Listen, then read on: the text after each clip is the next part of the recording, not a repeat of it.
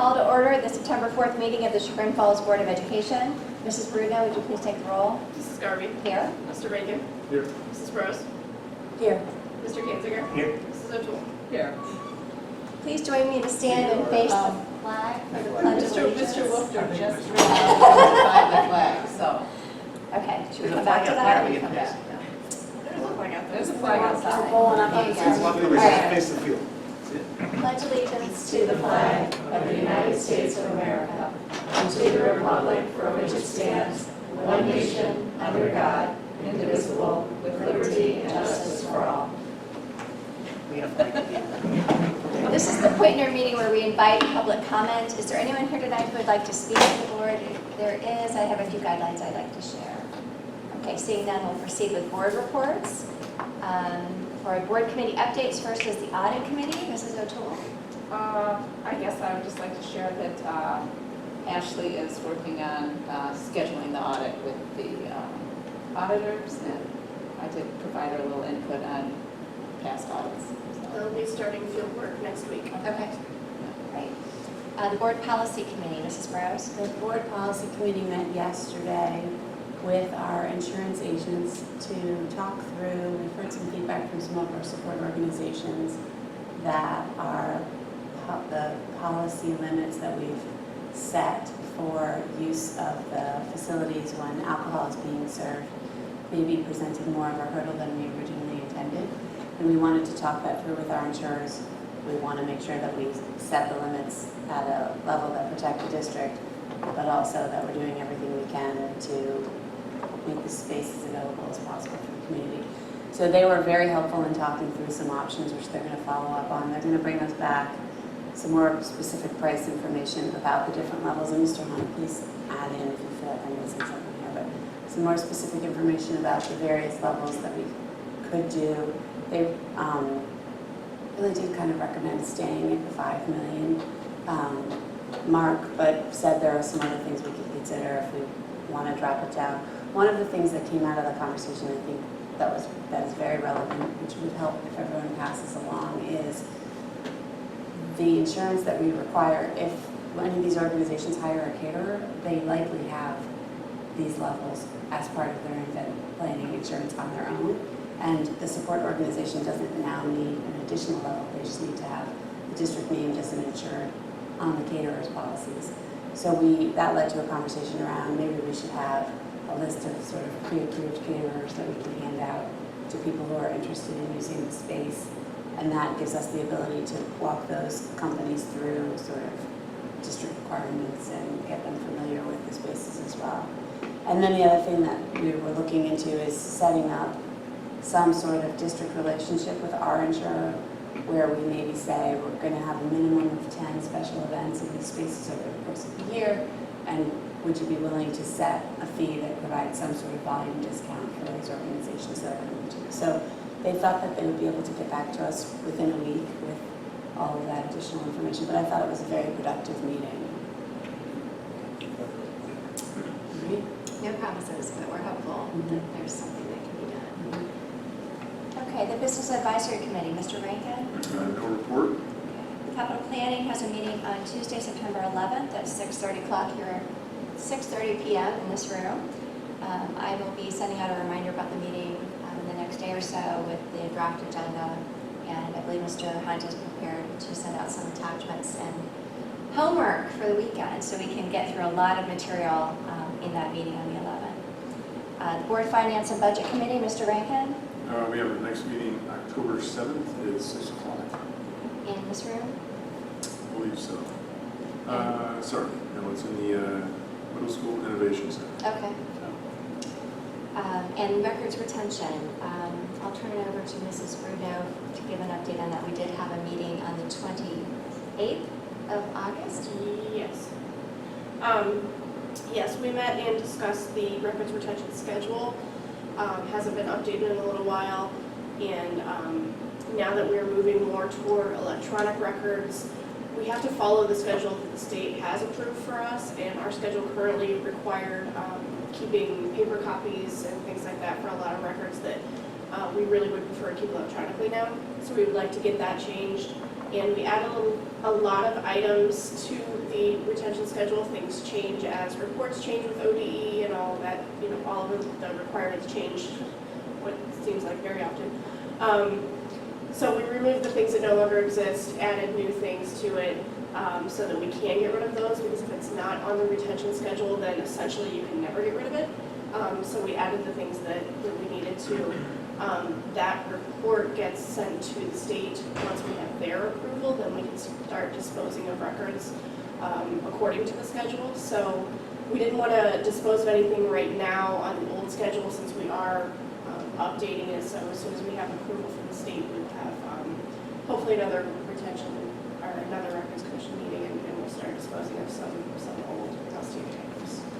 So I just want to compliment, I think you did a lot of background work and made it very expeditious for us to get through a very large volume of information. So thank you for all your preparation work on that. Okay, can I have a motion for consent agenda items 5A through 5AD? So moved. Second? Second. Moved by Mrs. Bro, seconded by Mr. Kanzinger. Is there any discussion on these? I'd just like to bring your attention to item P, that is funding stipend payments for David Kimball and Innovation Lab and Gary Dole for the Lega League. That is a result of the Boosters grant that was granted last spring, so we want to thank them and recognize them. And then just the last month, I'll point this out, agendas are longer because we're bringing a lot more contracts to the agendas. One real significant change here, as I point out in item AC, the YMCA agreement. Chris worked with them to do a study of other school districts in terms of what their rates were, how many rooms they were utilizing, looking at our room utilization rates, and increase this from $500 to $750, which will go to $1,000 next year. So those are the only things that I would bring to your attention in consent. Any other discussion? Mrs. Bruno, would you take the roll, please? Mrs. Darby? Yes. Mr. Rankin? Yes. Mrs. Bros? Yes. Mr. Kanzinger? Yes. Mrs. O'Toole? Yes. Can I have a motion for superintendent's recommendations 6A through 6F? So moved. And a second? Second. Moved by Mrs. O'Toole, seconded by Mr. Rankin. Mr. Hunt, would you like to speak to these? Sure. Item A is the contract with Judge County Educational Service Center for Cindy Wise, who will join us as school psychologist. Just a reminder, this is a replacement for Jen Banco, a one-year contract that will be evaluated at the end of the year. Item B is probably something that could go into consent. I want to highlight it tonight because this is really the first group of individuals that we've put through kind of the training for equipment and utilization of the performing arts area in the Chagrin Falls Intermediate School. Again, goal being there, trying to get our booster organizations, support organizations, art organizations, individuals that are trained so they can improve, know how to use the equipment, and they'll offset and won't have to pay that fee when they utilize the space. Item C is the one-year contract. It's an annual contract. There's a little bit of a note about increase here. About $2,000. One way is required that we add lifeguard services, and we would try to work through that with them, and then we felt the supervision was necessary with the number of coaches that we have. Item D is an MOU regarding time around the day. We have one flex scheduled course at the high school this year, starting at 6:45. There's other interest in flexing before and after school. We had language with the school day in the contract. In other words, we have the flexibility to start, I think, at 6:30 to go to 4:20, but we didn't clarify kind of classes outside of the typical general day. And the CFEA approached me and asked if we do that. They're supportive, and we've already voted to approve this, so I appreciate that, and I'm asking the board to approve that this evening. Item E is a memorandum of understanding with OC. That's regarding the fair share rule indicated about a year ago. Item F is authorization of change orders at Chagrin Falls Intermediate School. We've got 3 change orders. The first, OCO 0045, is about $23,000, not about it is $23,908. The majority of that was dealt with site lighting on poles to mount cameras, civil and structural items that were in bulletin 3. OCO 0046 is actually a credit back of $31,000. So you can see Carrie's kind of going through allowances and trying to clean things up, giving money back to the district. And then the last is 0047. That's an increase in the Green High School costs, the security film, and other work within those projects. I believe we've talked about that and we provided information prior to the Board of Education. So those are my recommendations. Happy to answer any questions that you might have. Just curious, what class starts at 6:45? Seminar. There are two options, right? One before school and one Yes. during the day? Thank you. Sure.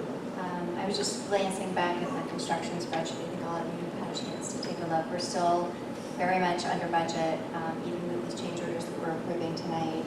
Probably the The next one. actuals are not all updated in there, Okay. just so you know, the construction costs are not. Which is okay, because the number I'm looking at isn't contingent on the actuals.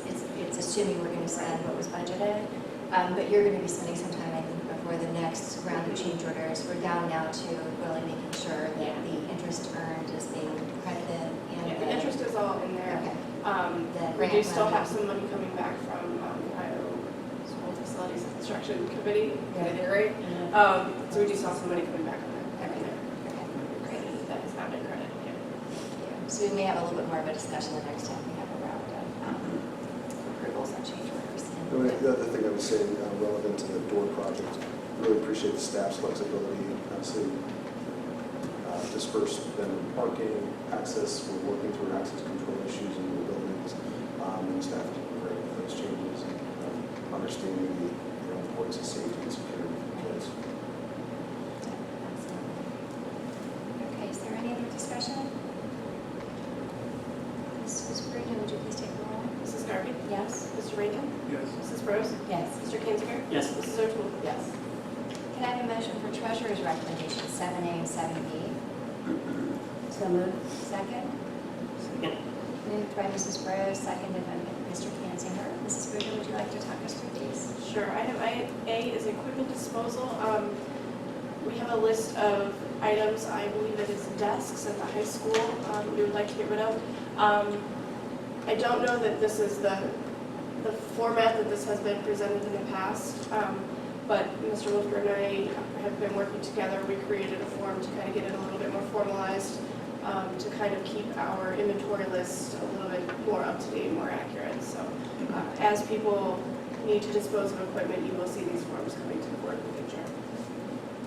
That's item A. Item B is a new special enterprise fund. This is to account for any activity where we are charging a fee for a service. We can put in this special fund. We do need board approval first, and then we need state approval to create this fund. We're going to be using this to account for the Tiger Perk activity.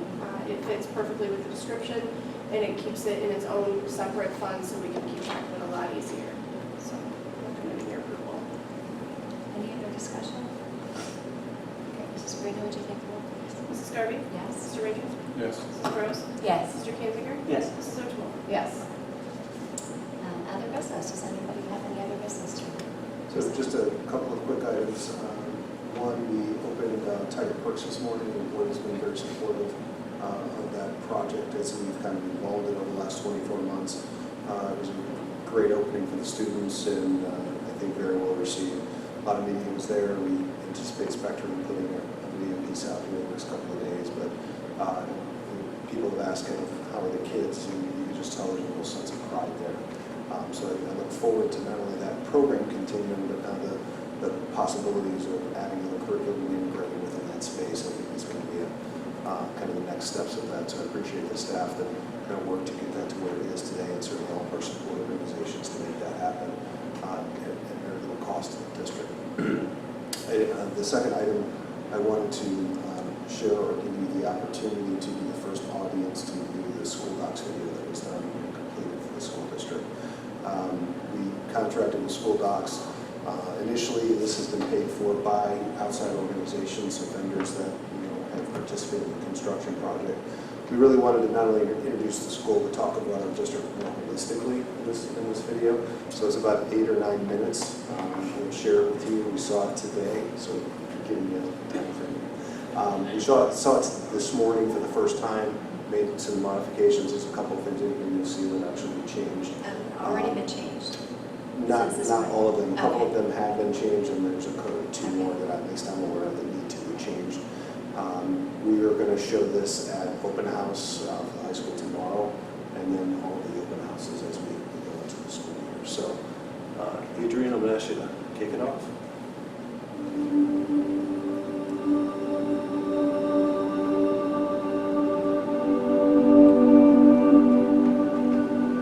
When you walk through this community, it's almost like going back in time.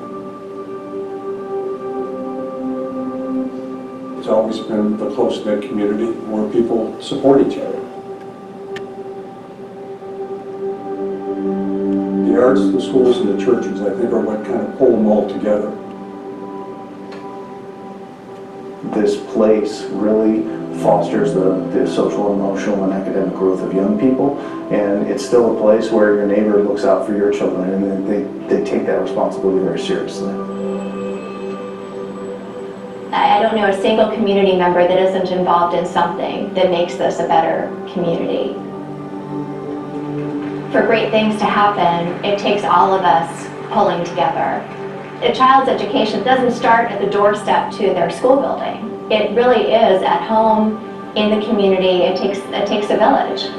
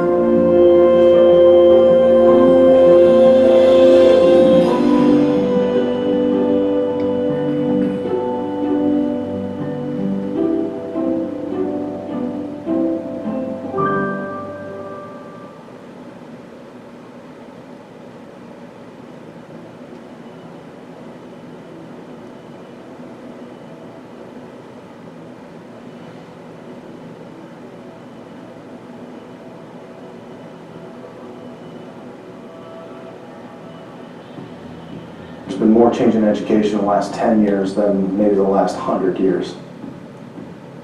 The model education was really built on factory. We put students in rows, we rang bells, all of those things were based on kind of a factory model. That's the experience that a lot of people have. So when you talk about we need to change in education, that's a really difficult conversation for people because that's not how it was, when they went to school.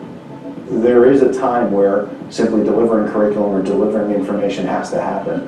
But how we do that and the things that we plan for kids around that, we control. Some students can sit and pay attention to a teacher, others fidget and move, and you need to provide opportunities for that. So I think throughout our elementaries, we've been trying to create environments where students really with all needs can do what they need to do, but still stay focused on what's happening within the classroom. We have to get kids interacting. We have to put them in environments where we're not just spoon-feeding them information and curriculum. We want to teach them to be problem solvers and understand. So I think we've been very thoughtful about incorporating an educational system that really prepares students for the next step. We recently put in an innovation lab where students can interact with technologies to solve problems, completely funded by a support organization, which is another element that makes us unique. We're very cognizant of the responsibility financially that our local taxpayers have, and we work really hard to be thoughtful about what we bring. And they provide an unbelievable educational experience. When you look at academics, when you look at athletics, when you look at arts and music, it is very impressive in a small district of approximately 2,000 students what is offered here. I constantly am amazed at that when I talk to my colleagues in other districts that we're able to do that, but I also know it's because our community steps forward and supports the things that we want to do for our kids.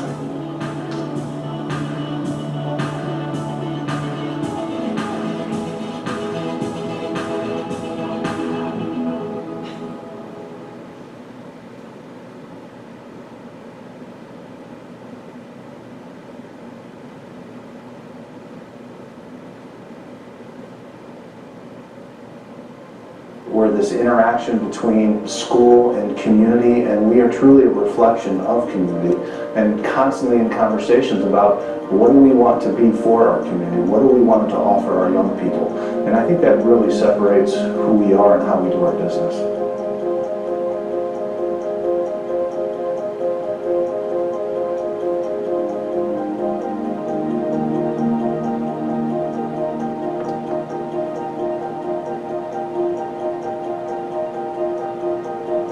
What I've learned is change has to be really thoughtful, and it takes time. With the pace of technology and the expectations of our students moving forward, I definitely see the education system in 10, 15 years dramatically different than what we see today. And I think that's one of the challenges when you look at, we're going to spend $30 million on a facility, how do you create a facility that supports that? And I think we've resolved that issue in creating this space. This site was the first site of a school building in Chagrin Falls. So when Chagrin Falls became a school district, this was the first building. And so there was a lot of history and tradition about this location, as well as the original high school, the 1914 building, which was the original high school. So this is actually the exterior of the 1940s construction of the auditorium. Obviously a beautiful entryway that has really been the center view for our residents for a long period of time. So as we designed, we thought it was critical to try to preserve as much of that as possible. And then as the design evolved, it was this idea of putting a community space, which is a cafeteria during the school day, but a community space for gathering at night, really centered around those arches. Chagrin, when you look at the history again, that there always has been a community that's seeking to learn more and seeking to engage people through the arts and through education. All of the different arts organizations in the community, there's 6 active arts organizations. They went together and helped write a grant from the state legislature to get $600,000 to help fund parts of that building with the intent that it's going to be community space, that these community arts organizations will have the opportunity to utilize that space for their different activities. There is no other place in this area where you could have an event with over 300 people in attendance. And that's what, just in this room alone, you could have about 300 people at an event. I've had this constant vision as this thing has been erected around us, of driving by at night and looking through this glass and seeing those arches, knowing that, you know, that really showcases the efforts that have gone through to retain the history of the school.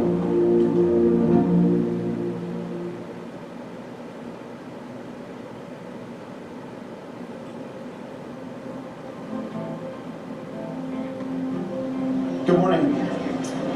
My name is Robert Hunt. I am proud to serve as the superintendent of Chagrin Falls Schools. And on behalf of our Board of Education, let me be the first to welcome you home.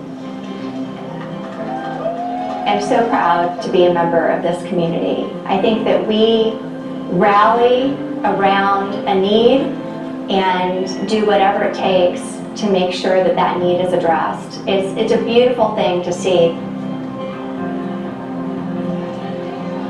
I'm really thankful that the community got behind this concept, and I know that they're going to be very proud of this building. You know, too often content and curriculum and pressure and test scores is the #1 priority. To care about students first and create an environment and a culture that's welcoming first, that's the foundation of greatness in education. It sounds too simplistic to say thank you. I'm proud to be a member of a community that values public education at such a high level that they're willing to step forward and do what is necessary to create this kind of environment for young people. I think there's a huge thank you for their generosity in supporting public education in this community. To build a public school building that not only serves the needs of our students, but serves the needs of our community, I mean, that is a beautiful win for everybody.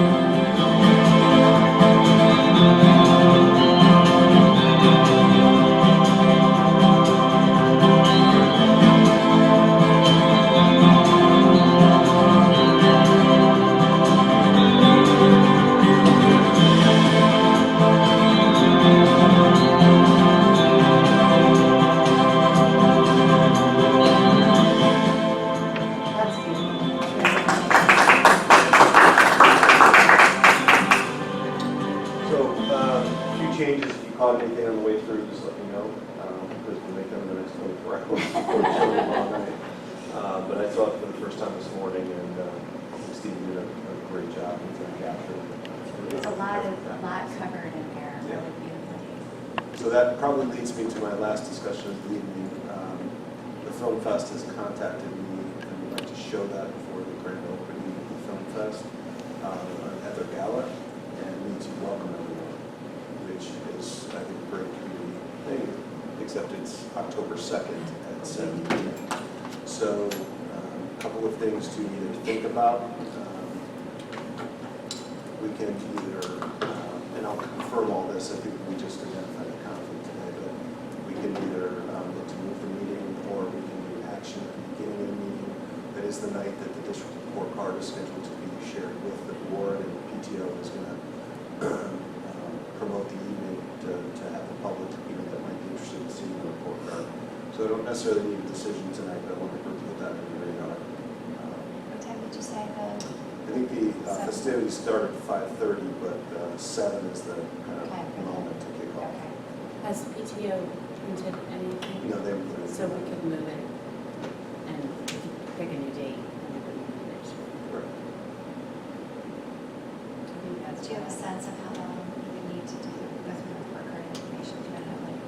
That's, I mean, it's hard to do probably in less than an hour, just quite honestly. There's so many components to it.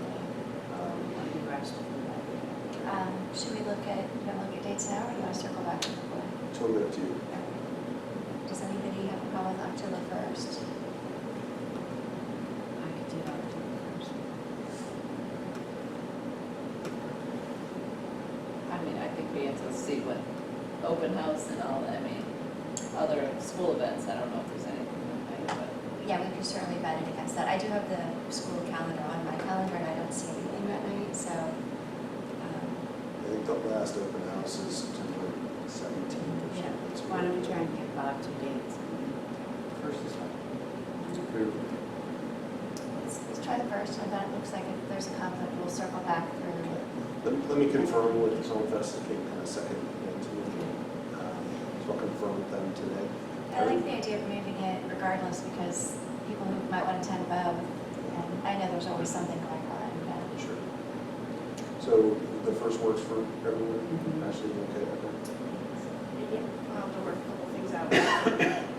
Kid stuff, but it'll be all right. All right, so let me confirm that, and then I'll put it in the report, and then we'll obviously put the public notice out. All right. Is there any other business? Okay, our next. You know what, I did have I'm sorry. a question. Sure. Homecoming weekend, I mean, originally there was supposed to be something at the intermediate school, is there nothing now? I thought there was gonna be tours then, or? So originally, we talked about that date as a opening of the building, and the planning committee moved that pretty early. Yeah, I thought we were process. having both, though. But I didn't want to move homecoming a second time, so we contacted alumni today. We offered to them to have an event and host. They're not interested in that. We haven't debriefed, we just got that information like yesterday from them. We'll probably want to do something where we open up the building and make an announcement for the football game, and if you're interested in coming to see the building. It won't be a formal presentation or show, it'll just be. Self-guided. Yeah, kind of open, self-guided, we'll be there to greet folks, nothing real formal, but we'll certainly do something. We have heard from some of the graduates that were on for that night, they'd like to come back and see it, so we'll do something. Keep us informed as that comes together, since that's next weekend. Sure. Great. Okay, our next meeting is going to be on Wednesday, September 18th at 6 o'clock here in this room. Can I have a motion to adjourn the meeting? Second? Second. Moved by Mr. Rankin, seconded by Mrs. Rose. Mrs. Brigger, would you please take the roll? Mrs. Chagrin? Yes, Mr. Brigger? Yes. Mrs. Rose? Yes. Mr. Kinzinger? Yes. Mrs. O'Toole? Yes. 6:29. 5 o'clock, 6:29.